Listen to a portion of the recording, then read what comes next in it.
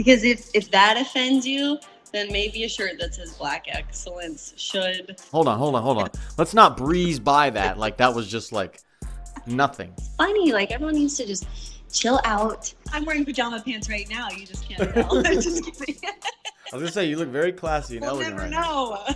The days I wake up early, read the Bible, my days are 100 million times better than when I sleep in an extra 30 minutes. That would be my number one thing for stay-at-home moms to do. So, Caitlin, you are White Squirrel Magic. Explain that name, please. Okay, so ever since I don't know, not ever since I was little, really like a teenager, I thought it was super funny to say squirrel instead of girl in any songs. So like country squirrel shake it for, the possibilities are endless. Okay, so that's one aspect of it. I always like to say squirrel instead of girl, okay? So I'm a white squirrel with the switching. Have you ever heard people say like, "Oh, I have black girl magic"? Have you ever No, heard but that? I've heard black girls say a lot of like "I'm a queen" things. Yeah, but I've Yeah, heard okay, that. yes, exactly. Yes. So I'm just mocking black girl magic and changing it to squirrel because I love squirrels. So what is what It's is very niche. what is black girl magic? I don't know. It's like, I guess it's like black girls who are really beautiful. They have like black girl magic. Like I've seen shirts that say black girl magic. And I want a shirt that says like white excellence or white queen or white girl Yeah. magic. Girl magic because like I have it too. Now, do you think the reception of that would go over well in public? No, no. I would be a white supremacist, Isn't that which I'm not. ridiculous? I'm not. But is it a black supremacist to say black excellence? Makes you wonder. It's a really slick setup that really the devil's set up, but in Right. culture it's set up where we are ashamed or we have to downplay anything positive about whites. Even Right. ourselves, we're like less worthy to celebrate really Our ourselves. culture. We're Yeah, for sure. It's a white guilt, which I don't believe exists. But the world will tell you we have to be guilty for being white. I didn't choose to be white. So why do I have to be guilty over something that it was God's choice? I'm also a quarter Mexican, just throwing that out there. you're quarter Mexican. just saying. So you can make like a quarter of a good burrito. That's about it. Yes, exactly. Exactly. I've Oh, seen a big jump online, at least, in white expressed frustration since the killing of the Ukrainian girl in Charlotte. right. And it seems like there's more freedom people feel to share the frustrations we have as white people by not being able to say things like black fatigue, which we'll talk about. Right. Have you noticed the same thing where white people seem a little more free to share some frustrations or topics about being white since For then? sure. I mean, I think ever since George Floyd, that was like the starting point of opening our eyes because nowhere in the Derek Chauvin case does it say, I killed him because he's black. I literally hate black people, so I'm going to target this random person and kill him right now, right? That would be terrible and horrendous. And I think everyone would agree that's horrendous versus the man who murdered the Ukrainian lady on the bus. He literally said, I got that white girl. And so people are brave enough. There is, courage is courageous. I mean, excuse me. That's stupid to say. Courage is courageous. Breakthrough. Courageous. It's okay. It's okay. What I meant to say is like there's courage in numbers. Mm. And so the more people stand, courage is contagious, is what I meant to say. So the more people are speaking out, especially when something is so blatantly obvious, like, quote, I got that white girl, end quote. I mean, that is racism. In 2020, I made a post that I just said, This is before social media, before I created content. I just made like a friendly post on Facebook to my friends.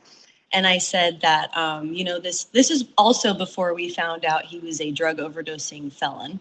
This is before, this was like just 24 hours into it. I said, Okay. no one is happy about this. If it is racially motivated, like that's terrible, like condemning the supposed crime. And that wasn't even good enough. I was, a Nazi KKK for even saying that. So if you're not guilty for being white, literally weren't people like kissing their feet and bowing down to them at 20? Did you see videos like that? I just remember all the politicians that were like taking a knee. I remember all the sports Yes. players, especially. I watch a lot of sports, and it was really disappointing to see how many teams and players caved to that Taking them. pressure. And it was just all over. It was a mass programming to get everybody to get behind it. And it's funny that we're almost kind of having the opposite effect now with that recording getting out of the killing that happened. Which I was wondering, maybe you know more. Was there a reason that the videotape got released? Like I think it was 2 weeks after the like the crime happened like August 22nd, I think, and the videotape didn't get released till like the second or first week of September. Uh, Interesting. and it was like I was wondering, maybe you know more, Yeah. that they were No, trying to keep it on the under down low, that. yeah, because it was so egregious and so gonna blow Racially up. motivated. Right. No, that's an interesting thought because it shouldn't take 2 weeks. In fact, I think cameras like delete in that amount of time. So they were sitting on waiting to release it. Which is Yeah. totally different than what we had with Charlie's situation. There was so many people at that event that it got out right there, right away. And I remember where I'm in Europe right now, and it was at night, and I got some texts, and it was some weird text saying some weird things, and I'm like, no, no, no. I looked it up, and I just thought maybe he got hit or some irritated guy walked by him or something. And then what I saw was just like, I was stunned. I didn't know what to say. What went through your mind when you Yeah. first heard it or saw it? Goodness. I was in the car with my husband. We were parked with our babies in the back. And I have a group text on my Instagram for Christian Conservative Musical Theater Gang, I call it. And one of the ladies in there messaged, Charlie Kirk just got shot. And I was like, hey. And I just looked it up, saw the video like you, and I had to get out of the car. I had to get air. Because I unfortunately saw the very, very graphic video, and I had to stop myself from vomiting. I didn't even, because I mean, if you saw it, you knew he was dead. God can perform miracles and has the ability to, and so that's what we were praying. But he passed, and I'll never forget how I felt. Yeah, it Terrible. was amazing how stunning it was. It was like it stopped you in your tracks. At least it did for me. Mhm. And which is obviously something the devil wants to have happen. He wants us all to get so scared and stunned, and it's a natural reaction to get stunned like that with something like For that. sure. But um, Hmm. are Yeah, you? Go ahead. it was so public too. It wasn't like they got him coming out of a restaurant or Which coming is out what of I his thought home, it was when I read the right? news.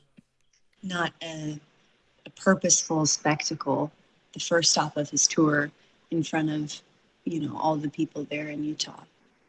It was pure evil. Based on the setting with which it happened, what do you think was the end goal motive of whoever did it doing it? Was it to shut him up, to invoke fear in us from speaking out? What do you think? I think that's exactly right because it was such a spectacle. Like we said, it was to invoke fear, and to say, if you say these things, you deserve to die, and you will die, and we'll kill you. And so, yeah, but I think it did quite the opposite. Right. Like, one is gung ho. We are ready to not accept that fear mongering, if you will. And for you, threatening, I think, is actually the better term. and for you, was there a transition after it happened mentally where you were like, ah, maybe I need to chill out, or you had a chance to be afraid from speaking on things, and then you transition to being like, no, this is when I need to be more stern, or what happened with your headspace? Yeah, that's a good question. I got messages like, "We got Charlie, and you're next." It's like, okay, random. But I actually did call the police for sure about that one because this was like within 5 hours of it happening. And Mm, I'm a smaller creator. Like this, people are psycho. But anyways, um, so initially it is like shocking. Um, but I think for me, I've always been bold and obnoxious, probably. And so it was never my inclination to speak out more. Honestly, that's not like how the death of Charlie Kirk has impacted my life. I know the death of Charlie Kirk has impacted my life to where I am focused on making sure everything is gospel centered, because it's easy to get lost in kind of the the conservative, MAGA, political side of it. But the only reason I care about politics is because of what Christ did on the cross for us. And I wouldn't even care at all. And so the death of Charlie Kirk has just reminded me to prayerfully consider each post I make that does this mm. glorify God? Is it ultimately to share and spread the gospel? Wow. That's Wow. me. That's impressive because I can understand how you can get caught up in the political machine, even though, if we're smaller creators or we're trying to share some message, and it really can creep up, Mhm. which has happened to me a lot, where you're just trying to make something that's going to be captivating, more eyeballs catching, and not with the right heart, which from Correct. experience, having worked for different people in politics, campaign guys, political speakers, it's very easy for a lot of them as they get bigger to get swooped up into that where they lose the heart of what they originally started with. Mhm. And that is honestly a great takeaway you can take from it because it's so easy. That was to get swooped up in the machine. And that was where, after it happened, I saw how many people were posting about it immediately. I saw how many commentators were commentating on it immediately. And I was like, I don't know how you can talk within an hour, 3 hours, 5 hours, 7, 10, 24 hours of seeing that. I couldn't even think. I was like, man, I got to collect my thoughts. Right. Yeah, the stuff I was posting turned to all news related. So I was like, pray for Erica. This is who they think it is, which none of my account is like that at all. And Mm, and I've archived them since because it's not my account, but that was just me trying to use my platform to get the news out to people. mm, Um, but I make comedy, and so I was like, I can't even think about satirizing like anything about this. I'm like, will I ever make comedy again? I sent a few voice messages to some of my close friends who know about my account and really like pray for me and stuff. And I'm like, I don't even know if I can. mm, I don't even. And now since then, I God gave me the gift to be weird, and so I'll try to continue in that way because it is the method I prefer. But it took a long, we were in mourning, and there's no laughter in mourning, and that was really hard for me because I'm such a giggly person that it was like I was like literally depressed. I couldn't eat. My kitchen was a mess. Like it was bad. And I've never had the privilege of getting to know Charlie. We will one day, but I don't know if you ever got to meet him. But how can you mourn for someone that you've never even met? mm. It's Amazing. interesting the widespread impact that somebody that you never even got to in person can Right. have on you. Like I'm over here in Slovenia right now, which is just east of Italy, and it's in Okay. Central Europe. It's where Melania's from, Cool. and my fiance's from here. That's why we're here, Awesome. seeing her Awesome. family. Very And cool. and even here, they had a vigil, like not vigil, but little thing outside the U.S. embassy. It was on the news. People have asked me about it, and I'm like, Wow. wow. Yep. Not It's saying they're mourning in the same way, maybe because they didn't know that much about him, sure, but but it's still some there. people have been. And it's a cool, like you said, you got to take it in the right way where it can be inspiring for you to realize, wow, I could have an impact farther than like my church circle, farther than my little, few IG followers. You never know how big one thing you make can bless somebody. Like if you make satire or you make something funny, you could uplift somebody's day that limits them from having an argument with their wife when they get home because they laughed a bit. Yes, absolutely. Yeah, we need comedic relief in life. Otherwise, everything would just be too serious, and we'd all just be like, I know I would, and I was for a few days. And what's your favorite way to utilize your comedic gift regards to these black squirrels and what they try to promote? What is your favorite thing that you like Oh to harp man, on? it's gotta be breaking down quote unquote reverse racism, which is, white excellence. Because if that offends you, then maybe a shirt that says black excellence should. Or there was this girl who said, she said, that trend that was like dun dun dun dun dun dun dun dun dun dun dun, and you had to like do this correct syllables within that. Okay, No, no, anyway. I don't look that many reels, so I don't know. Okay. She said, anti-fatness is rooted in anti-whiteness. So she was saying, like, if you're fat phobic, is scared of fat people, I guess what that means. But if you're fat phobic, you're also racist. Like, and she was like this fatter black girl saying that. And then I immediately cut in and said, anti skinniness is rooted in I just like reversed it completely because it's like, well, if that's true, then the opposite is true. So if you hate skinny people, it's because you hate black people, I guess. I don't know. But it makes no sense, and I like doing that. Have you ever seen the movie Am I Racist from Matt Walsh, the No, I've never documentary? watched that, but I've heard. Dude, you gotta watch it. Really? You got It's to that watch good? it. Yes, it is amazing. It was in the movie theaters actually. It came out like a year ago, and that's like my bucket list dream is to go undercover with Matt Walsh and troll people. It seems like you would have the goofiness for it. Like just your Yes. energy in the email I got. I was like, man, who is this lady? Like, let's go. Yes, for sure. Yeah.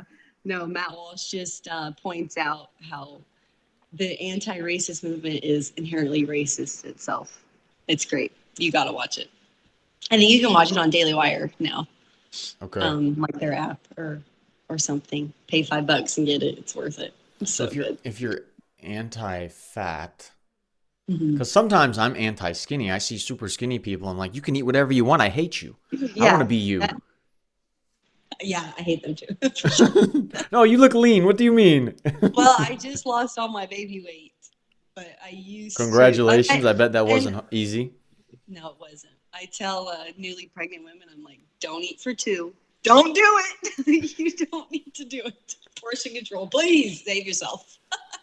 um, but I can't eat anything and not gain weight, so I still hate that person. I know we're so Christian, right? But we see a I super know, but skinny, we hate lean person. I'm like, man, I did not think a godly thought about you. You. Oh yeah, we have envy and coveting them.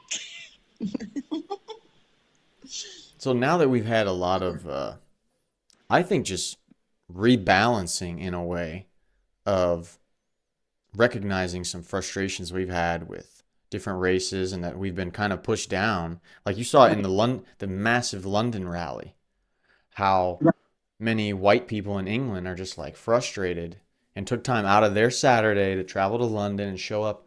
It seems like there's a rebalancing. It feels like to me, and you can tell me what Mhm. you think of like white people being like, you know what, it's okay to stand up for us. It's not racist. Mhm. Have you noticed that? And do you feel good about that? And how does that make you feel? For sure. I mean, I think you can critique a culture without being racist. I think you can say, hey, I don't like when this happens without being, that means I hate all people of that ethnicity. And I think that's where we've lost. or gotten confused about that because, I can like about it used to be funny to be stereotypically like white people. We don't have spices. Like it's funny. Like everyone needs to just chill out, laugh a little. It's good medicine, and be able to critique something without lumping in everyone as a whole. I mean, even the Black conservatives, I feel like they get it the worst because apparently if you're Black, you have to be a liberal Democrat. That's crazy. That's crazy. Mm-hmm. A lot of those people have made huge brands out of themselves just by being a conservative, being Black, though. Right. And they're like a unicorn. They're all rare. what are like the worst things white people? I can think the worst thing I would want to do with a white person is go get coffee with them because they want the espresso macchiato with 2 shots of caramel with vanilla espresso, and then a little powdered non-goat milk dairy type, Yeah, the non-dairy hard pass. We drink raw milk up in here. You I have a do? raw milk. Oh yeah, we have a raw milk. My husband doesn't drink coffee, which is his only red flag. Good job, Joshua. Yeah, that's the only red flag he has. It's more of like a beige flag. Oh my God. That's his only flaw. Wait, are you telling me you, with your energy, you drink coffee? Yes. Hashtag pray for Josh. I love. Yeah, really. Oh, I had a raw milk cappuccino with honey every morning. I love it. I look forward to it. How do you make the cappuccino? Josh got me an espresso machine for Christmas.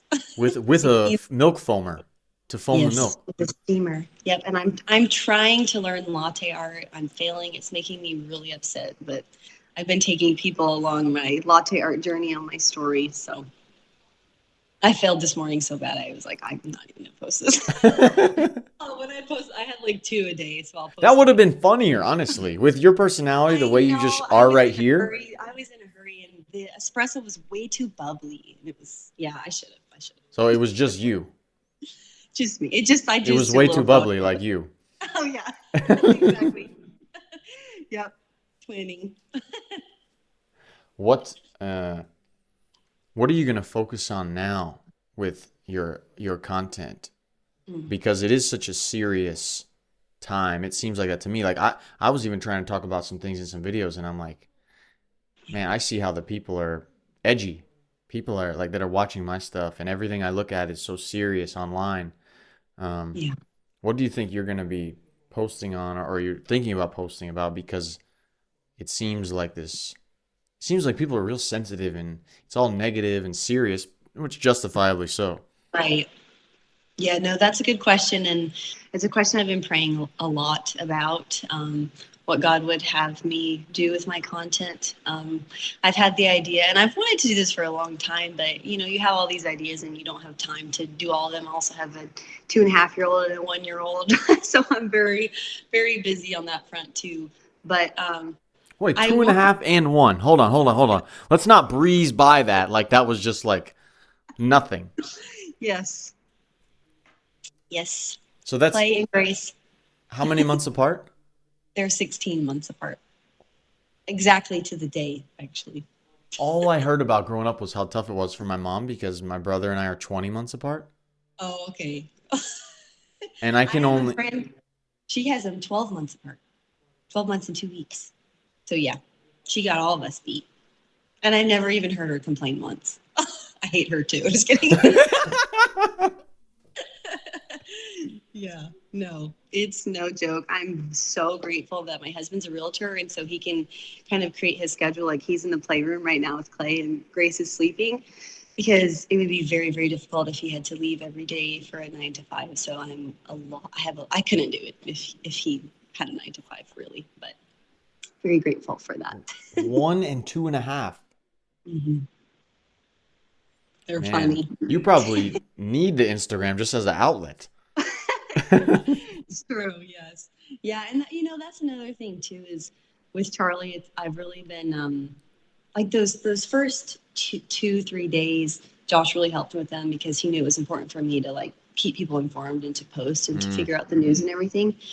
But I think within that, and Charlie said it best, is that it's God, family, country in that order.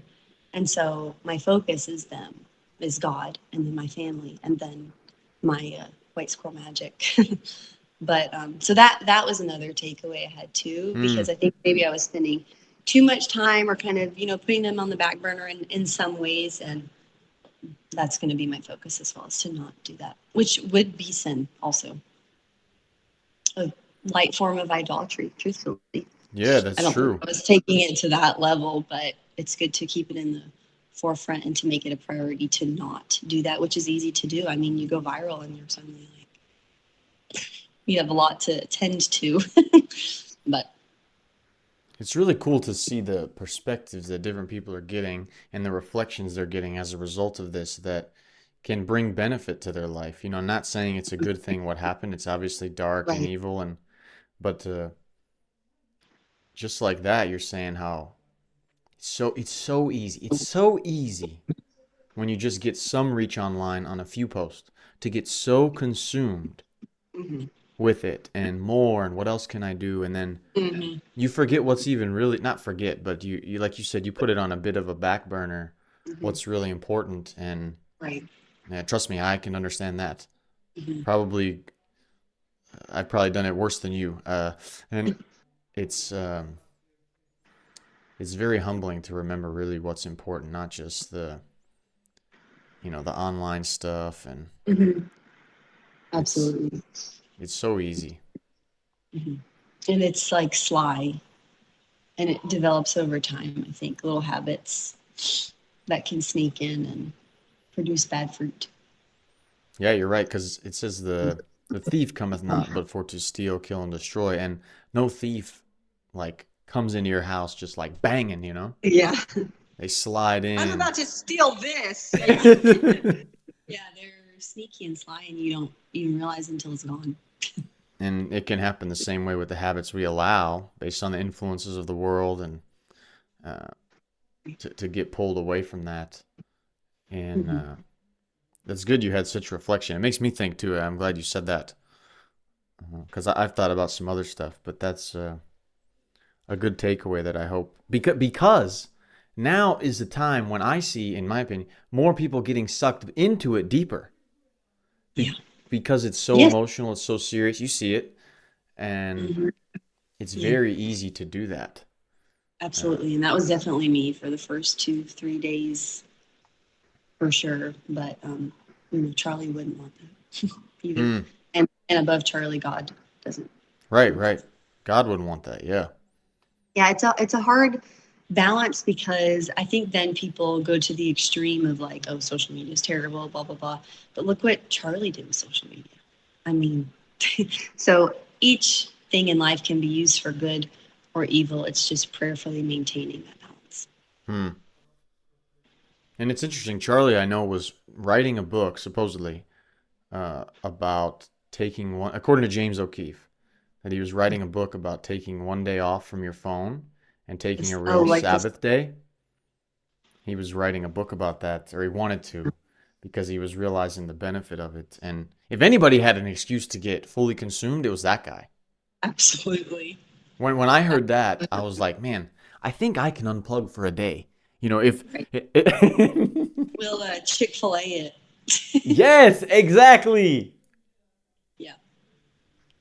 And being God's being here God. in Europe, they have this real life example of the godly principle of taking a day of rest. So on Sundays in Europe, every single grocery store, pharmacy, big store is closed. No. Wow. So they're all Chick-fil-A's over there. And That's so neat. by seeing the example and seeing there's not many people on the streets, they're home, maybe they're walking to relax, it Yeah. gives you accountability to see what it's like to really take a break from we get so to-do-y in America. Yeah. And I'm glad I told you that. You didn't even know that. I could see by your Uh, face. no, I visited Italy before, Florence and Pisa, and I guess Rome, the main area. Yeah, the Vatican. I've been to all of that. Congratulazioni. Okay, congratulations. Grazie, grazie. But I didn't know that, or I didn't gather that. So yeah. That's very, very neat. I'd like to see that in American culture because, you know, New York is coined as the city that never sleeps. And it's funny because Quite God the instructed opposite. us to, by the To example sleep. and to relax and recover. And, uh, have you found that you have been able to unplug at times from being connected or not really? Have had to discipline myself to do that. And it's better because I think if I'm like trying to do both at all times, I'm like not fully present in either. Hmm. So kind of designating times to do one or the other. You know, I made Play-Doh with clay yesterday. With clay, that's funny. I made clay with clay, and we had fun. And but if I was trying to like, you know, respond to DMs or comments or brainstorm what I was gonna, you know, not both would be mediocre. So that's helped me in trying to section them off and have times. Like if I was babysitting Clay right now, holding him, that would be terrible for both of us. No offense to Clay. And since you're a Christian conservative mom, Yes. and I'm sure you have decent amount of those ladies that follow you as well in a similar space, what do you think is usually the greatest like trip up you notice yourself falling into as you're trying to balance social media, as you're trying to balance some of these other comedy things you like, and being a mom, that you would advise the same type of women for? That's a great question. The days I wake up early, read the Bible, make my raw milk, raw honey cappuccino, and start my day prayerfully, not look at my phone, my days are 100 million times better than when I sleep in an extra 30 minutes. And that I actually made a reel about that, just a quick little one. That was the last reel I posted before Charlie passed. It was that morning actually, but that is like my number one thing is starting your day off intentionally because when I wake up, when he wakes up, he's like telling me banana, you know, all this stuff he wants to eat. And then I wake up like in a tizzy and it's the days are diametrically opposed different when that happens. So that would be my number one thing for stay-at-home moms to do. Also get ready every day. I don't do that every day, but once again, the days I do, you know, I would, if I had a real job, if you will, meaning I had to go somewhere, I wouldn't show up in pajamas or I'd probably get fired if I did. So getting ready, going through that little routine of doing that is super important too, especially, you know, we're thinking about homeschooling and stuff like that. I don't want to be their teacher in pajamas. Terrible. But there's that, you know, can you imagine you meet your son's teacher at kindergarten and she's just like in pajamas? It's crazy. So being Huh. disciplined, although I stay at home, although the majority of my time is spent at home, still doing those things that if I weren't at home, I would do. So that's major. That's a wow. That's a great takeaway, especially about starting your day. For sure. Getting centered on the true standard, but Mm-hmm. especially getting actually ready to go perform your duties and get physically ready because the physicals are a representation of the mental and spiritual. 100%. And I can even take lessons from that. Okay. No more videos in the pajama pants, Sean. I'm wearing pajama pants right now. You just can't tell. I Just kidding. was gonna say you look very classy and You'll elegant never right now. know. No, I have jeans. Yeah, okay, good job, good job, good job. Oh goodness. Well, thank you for taking the time, Caitlin, and No, I'm excited for the clips I can make out of this for you, and hopefully we can get some reach, some of the good messaging you had in there. So, For thank you so sure. much. Thank you, Sean. It was a pleasure to meet you and talk to you. Honor. Thank you. You're welcome. God Have bless. a good day. Thanks. You too.